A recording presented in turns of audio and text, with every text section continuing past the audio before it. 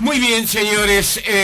¿Cuál es la imagen de nuestras instituciones? Yo creo que a todos nos interesa saber qué opina el colectivo de lo que hacemos o de lo que de alguna manera representamos. Uh-huh. Y de eso se trata precisamente un trabajo que acaba de realizarse aquí en nuestro país. Exactamente, sí, un trabajo que concretamente llevó a cabo el Instituto de Ciencias Políticas de la Facultad de Ciencias Sociales de la Universidad de la República. Un estudio que de alguna manera imprime lo que es la imagen de la población en el Parlamento y además traza ciertas comparaciones con otros poderes del Estado y también con los partidos políticos, con el Poder Judicial, con el Poder Ejecutivo, con los medios de comunicación, con los sindicatos, y de alguna manera deja la puerta abierta para algún análisis sobre qué rol tiene el Parlamento en el diseño de políticas públicas, sobre si se complementa respecto al Poder Ejecutivo o simplemente el Parlamento actualmente lo que hace es ratificar las políticas diseñadas por el Poder Ejecutivo. De esto versó el trabajo presentado ayer por varios integrantes del Instituto de Ciencia Política de la Facultad de Ciencias Sociales de la Universidad de la República. En ese trabajo, entre otras cifras, entre otros números, se señala que el 41% dice confiar en el Poder Legislativo. Bueno, 41%. Señores, estamos en línea con Daniel Chaschetti, doctor en Ciencias Políticas, uno de los politólogos seguramente más conocidos aquí en nuestro país, que integra el Sistema Nacional de Investigadores, que ha sido inspector de tránsito de la Intendencia de Montevideo, las actividades que uno realiza a lo largo de la vida hasta llegar a concretar el sueño de ser lo que uno es. Eso te ha pasado, Daniel. ¿Cómo te va? Buen día. ¿Qué tal? ¿Cómo estás, Jorge? Bien, bien. Bueno, bien. Sí, claro, sin duda. Lo importante es tener una meta, un objetivo, un sueño y bueno, intentar realizarlo. Cumplirlo. ¿No? Sí, y cumplirlo. Realmente, muy meritorio, ¿verdad? Y llegar a lo que ha llegado, es decir, nada menos que a un doctorado en Ciencias Políticas. Daniel, vamos a ir concretamente a este trabajo. El trabajo fue realizado ¿en cuánto tiempo? Bueno, a ver, esto es la tercera vez que hacemos este trabajo con el Parlamento. Sí. La primera vez fue en 1999, luego fue en 2007 y ahora fue en 2013. Firmamos un convenio que firmaron el presidente de la Asamblea General, Danilo Astori, y el rector de la universidad, Rodrigo Arocena, para que nuestra facultad, y en particular el Instituto de Ciencia Política, estudiara tres cosas. La primera es la imagen pública que tiene el Parlamento, la segunda, estudiar la actividad legislativa y de fiscalización del Poder Ejecutivo, y la tercera es estudiar cómo los parlamentarios se vinculan con la gente y cómo representan intereses. Básicamente lo que estamos haciendo es reproducir el estudio de 2007. Nos interesaba ver cómo evolucionaba una serie de variables a lo largo de 5 años, y bueno, el estudio se llevó a cabo durante, digamos, buena parte, la segunda parte de 2012 y prácticamente todo 2013. Para eso se hicieron, encuestas de opinión pública, se realizó una encuesta directa a los propios legisladores y luego se trabajó con datos tomados del Sistema de Información Parlamentaria. Ajá. Ayer presentamos 3 informes Sí. que son un poco el resultado de esta investigación, que el Parlamento, lo que hizo fue publicarlos como un librillo que se distribuyó ayer.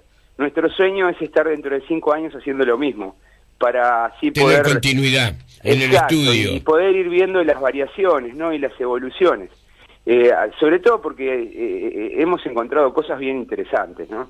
Ajá, por ejemplo. Bueno, recién hablábamos de la opinión pública.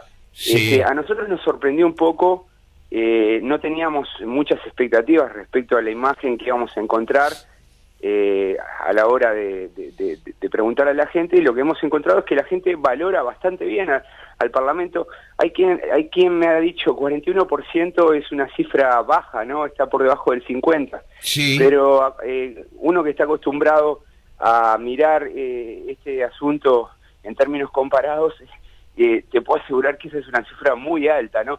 El Congreso de los Estados Unidos, por ejemplo, hoy en día tiene una imagen pública de confianza del 23%. Upa, bastante inferior. Claro, y en América Latina la mayoría de los congresos están por debajo de la cifra que alcanza el uruguayo.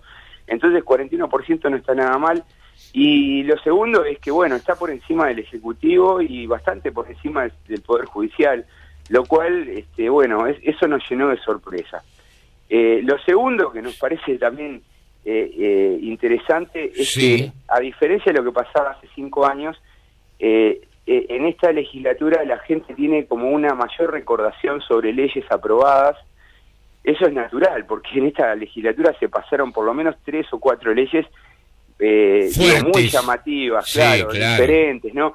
Como la del matrimonio igualitario, la ley de regulación de la marihuana, la ley del aborto, ¿no? Todas leyes polémicas, que bueno, no solamente impactaron en nuestro medio, sino también a nivel internacional, y que eso lleva a que también, viste, la gente considere que el Parlamento está más enfocado en la función de la legislación antes que en otras tareas, ¿no? Hace 5 años, por ejemplo, cuando le preguntaban cuál es la principal función del Parlamento, solamente un 30% decía legislar. Hoy esa cifra alcanza casi al 60%, se duplicó. Como que los uruguayos están viendo como más legislador, más proactivo en la dimensión de la legislación al Parlamento. Bien. Daniel, la curiosidad del trabajo, ¿verdad? El estudio que ustedes han realizado, ¿está focalizado básicamente en la actividad parlamentaria? ¿O sí, abarca otros aspectos de la vida de las instituciones nacionales? No, solamente el Parlamento, porque, bueno, quien financia el estudio y la investigación ha sido el Parlamento, ¿no? Bien. Hay, de cualquier manera, algunos aspectos que son muy interesantes, como ese, por ejemplo, que tú señalabas recién, de que el 41% dice confiar en el Poder Legislativo, y por lo tanto esto de alguna manera lo ubica al Poder Legislativo por encima del Poder Ejecutivo, del Poder Judicial y de los propios partidos políticos. Sí, claro, sin duda.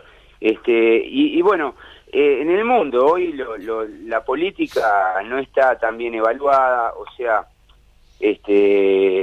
lo más común en las democracias modernas, consolidadas, es que haya toda una serie de actores, como por ejemplo los medios de comunicación, la policía, en algunos casos, los bomberos, que tengan mayor confianza, mejor evaluación que las instituciones típicas de la democracia, ¿no? Como los partidos, el Parlamento, el Poder Ejecutivo.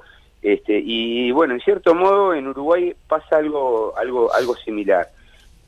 Resulta también interesante cómo cuando uno, en lugar de preguntarle por la institución, le pregunta al ciudadano por el partido que lo representa, la confianza aumenta. Eso es realmente interesante, ¿no? Es decir, que por ejemplo, una cosa es ver a la institución como una cosa general. Yo me imagino que los ciudadanos piensan en el Palacio de Mármol, y otra cosa es cuando comienzan a opinar sobre la persona a quien le dirigieron el voto. Claro. Entonces ahí mejora bastante la evaluación y el nivel de confianza. Sí. Cuando uno mira, por ejemplo, los frente amplistas, un 47% tiene una buena opinión sobre sus representantes. En el Partido Nacional eso llega hasta el 60%, o sea, de vuelta, ¿no? Una cosa es mirar las cosas, los asuntos públicos en términos generales, y otra cosa es cuando lo trasladas a la esfera más individual. Y digamos que el ciudadano tiene mucho más confianza en la persona a quien votó que en la institución general. Eso me parece que es un hallazgo relevante y que, bueno, da cierta tranquilidad, ¿no? Porque, en definitiva, el uruguayo tiende a ser consistente con el voto y tiende a mirar o a observar qué es lo que hace la persona a la que votó. Un 60% de los uruguayos recuerda con mucha claridad y nitidez a quien votó en la elección pasada. Sí. No nos referimos al partido, sino a la lista del Senado que votó. Eso es llamativo, ¿eh? Sí, eso ya entraña cierta sofisticación, ¿no? Sí. Dice, no, bueno, yo voté al Partido Nacional, a la lista de Alianza Nacional. Eso es bien interesante, ¿no? Este es un ejemplo, podríamos dar otros ejemplos con los otros partidos. Con respecto, por ejemplo, a si alguien vota una lista por un senador específicamente, aquí estoy viendo que se le pidió a los encuestados, algo de esto mencionaste ya, Daniel, que dijeran a quién habían votado para senador, y solo 1 de cada 5 proporcionó un nombre, aunque un 15% de ellos mencionó políticos que no fueran candidatos a la Cámara de Senadores. Existe confusión. Sí, claro. Muchas veces hay confusión respecto al número de la lista o al nombre del grupo, pero por ejemplo los grandes líderes son bastante recordados, sobre todo porque, bueno, viste que en Uruguay coincide el hecho de que, bueno, de que los liderazgos de los grupos, de las fracciones, tienden a estar situados en el Senado, y por esa razón, bueno, pese a que, bueno, la elección parlamentaria queda subsumida en la elección presidencial, o sea, fíjate, ahora estamos en campaña y todo el mundo está pensando en Tabaré Vázquez, en la calle Pou, en Bordaberry, y pocos están pensando en la lista del Senado, a quién voy a votar, pero siempre a la hora de votar se escoge una lista. Bueno, existe cierta asociación, porque esa lista no la lidera cualquiera, ¿no? Esa lista está liderada o por un Astori, o por un Larrañaga, o por una Morín Valle. Entonces es que a veces aparece esa confusión, pero te vuelvo a repetir, la cifra de que un 57% tiene una opinión más o menos formada sobre lo que terminó votando no es poco. De todas formas, hay otros indicadores que parecen, viste, bien relevantes. Sí. Porque cuando le preguntamos a la gente cómo evalúa al Parlamento en el cumplimiento de sus funciones, por ejemplo, aparece, bueno, la mayoría de los encuestados respondió, y aparece con bastante claridad, la función de legislar. Nosotros construimos un índice que va del 1 al 10 y podríamos decir que, bueno, todo aquello que supera el 5 es una buena nota, ¿no? Entonces encontramos que, por ejemplo, la función de legislar alcanza una nota de 6.3, la de controlar al Ejecutivo una nota de 6.1, la de debatir grandes temas 6.1. Prácticamente en las 5 funciones que hicimos el relevamiento, respecto al 2007, la opinión mejoró en un punto, lo cual es mejorar algo así como un 20%. Nosotros entendemos que, bueno, que eso en cierto modo explica por qué la imagen pública del Parlamento ha mejorado, porque en realidad están observando al Parlamento como que se está cumpliendo de buena manera las funciones que le asigna la Constitución. Es decir, sí. No, es decir, que esa visión que muchas veces se ha expandido, ¿verdad?, de un Parlamento ineficaz, demasiado deliberante, etcétera, etcétera, de alguna manera contrasta con una realidad que es la que tú exponías en el comienzo. Es decir, hay una cierta aprobación, mejor dicho, que cierta aprobación, digamos, al nivel de la actuación que supera a la de otros parlamentos en el mundo, y en forma además, considerable, ¿no? Además, Jorge, no es cierto que nuestro parlamento sea lento, al revés, nosotros estamos observando tal vez como un problema el hecho de que cada vez el trámite legislativo es más rápido. De legislatura en legislatura, de 1985 para acá, cuando controlamos el tiempo promedio que tarda en pasar una ley, viene descendiendo,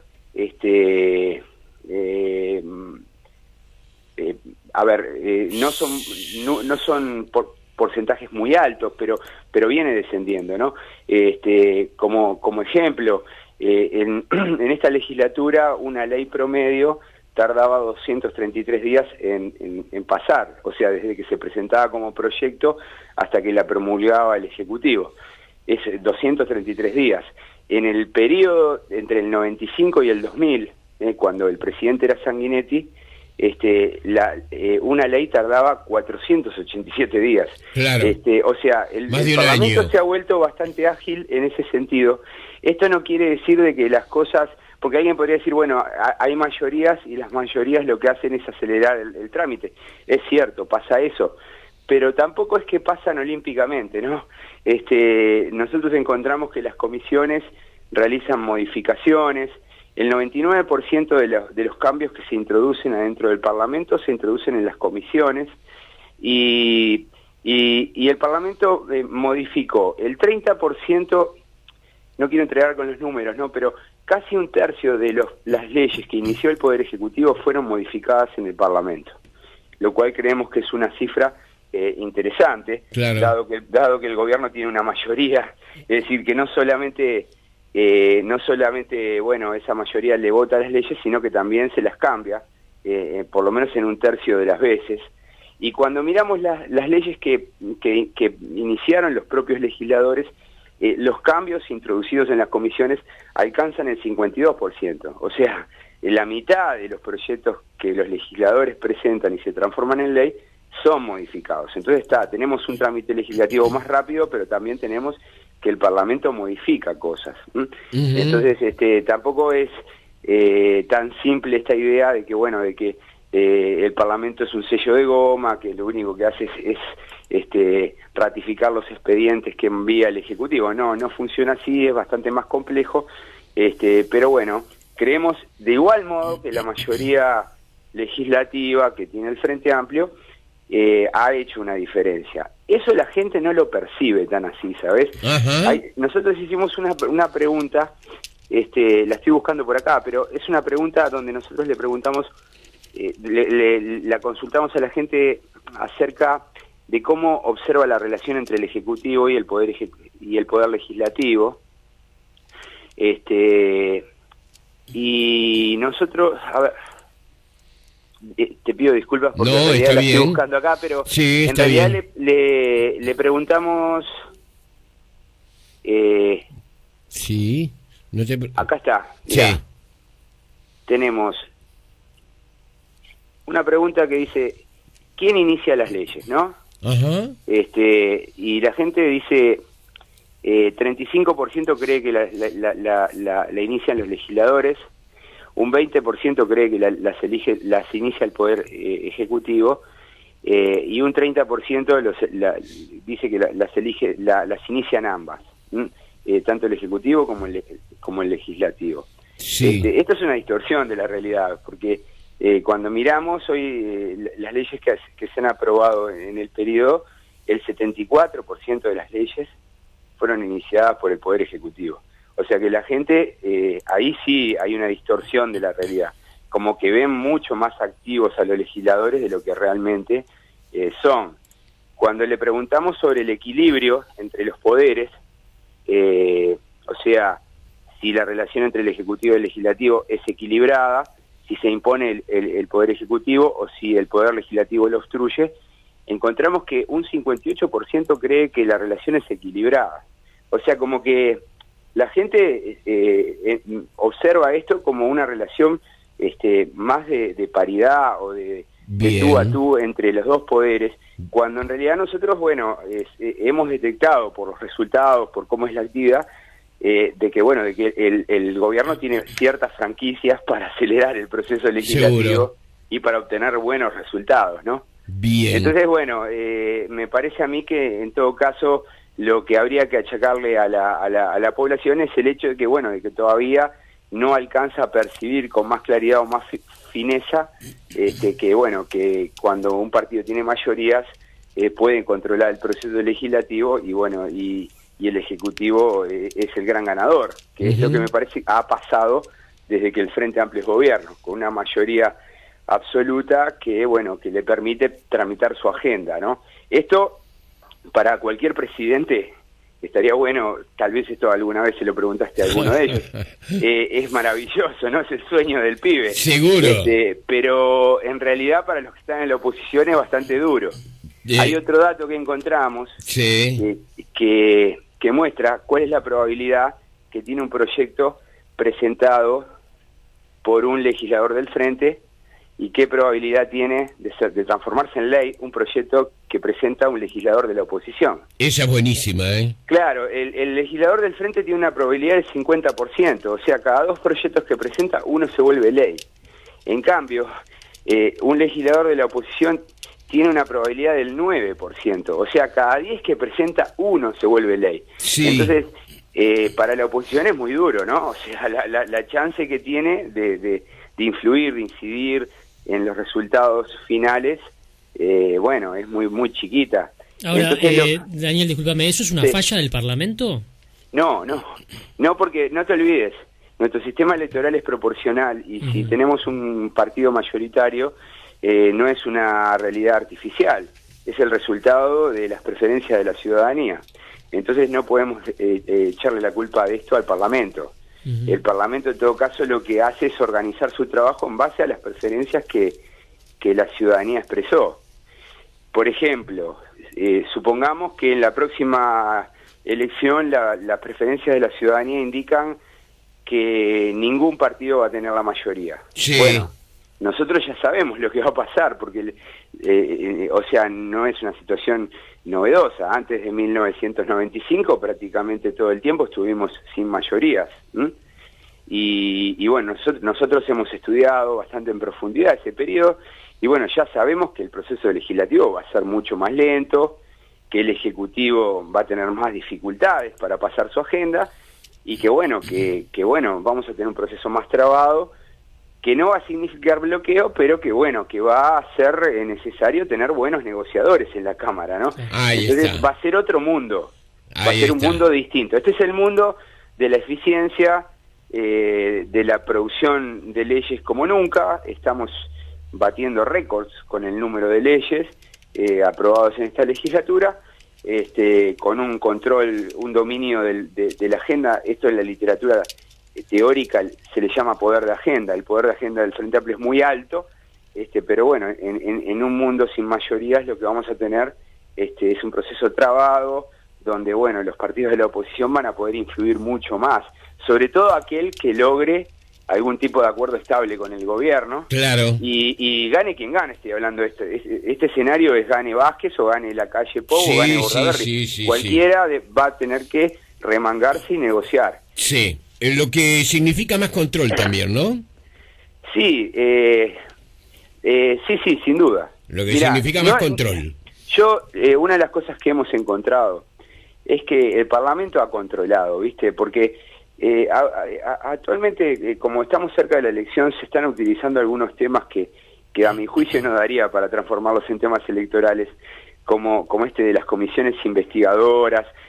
En realidad, estos temas es necesario pensarlos de manera desapasionada, ¿no? O sea, nosotros tenemos unas comisiones investigadoras que desde el año 95 para acá cada vez se utilizan menos y que nosotros hemos escrito hace ya algún tiempo que en realidad la razón por la que se utilizan menos es porque tienen pocas potestades, pocas funciones, que es más eficiente a veces denunciar un hecho y llevarlo a la justicia que tramitarlo en una comisión investigadora. De todos modos, como el Frente Amplio se ha negado sistemáticamente a formarlas, sobre todo en estos últimos 5 años, esto se ha transformado en un tema electoral, ¿no? Es como una especie de indicador. Claro. Que el Frente Amplio quiere ocultar todo. Pero en realidad no creemos que la comisión investigadora sea un instrumento realmente eficiente para controlar. Lo que sí nos parece bastante eficiente es el llamado a sala, ¿no? Por ejemplo, los grandes temas que ha complicado al gobierno, Pluna, ACE, todos se han iniciado con llamados de ministros al Parlamento. Ministros que no logran responder o que dejan asuntos abiertos y que los legisladores comienzan a juntar la evidencia, ¿no? Ahí está el caso de Moreira, que presentó todo lo que él había recabado en la justicia y ahí inició el proceso que terminó con el procesamiento de Lorenzo. Ahí está el caso de ACE, o sea,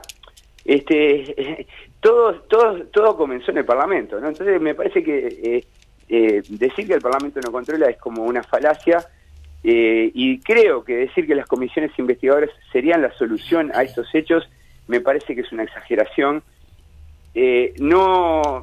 A ver, si me preguntás qué me gustaría, yo quisiera tener comisiones investigadoras con poder, como tienen los comités del Congreso de Estados Unidos, con poder de jurisdicción.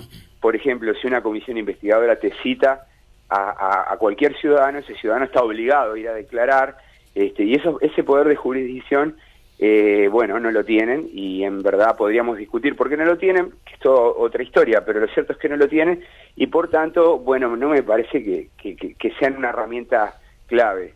Sí me parece que el pedido de informe y el llamado a sala son herramientas que se están demostrando eficientes. Bien. Daniel, ¿se va a publicar esto o se va a colgar Lo publicó el Parlamento. Ahí está. Lo publicó el Parlamento en un librillo, hizo, no sé, creo que son 300 ejemplares, que era para los medios de comunicación y para las personas que fueron ayer a la presentación, y va a estar colgado de la página web del Parlamento. Sinceramente no he chequeado si ya está colgado, pero esa es un poco la idea que teníamos con los secretarios de la Cámara. El dato vale.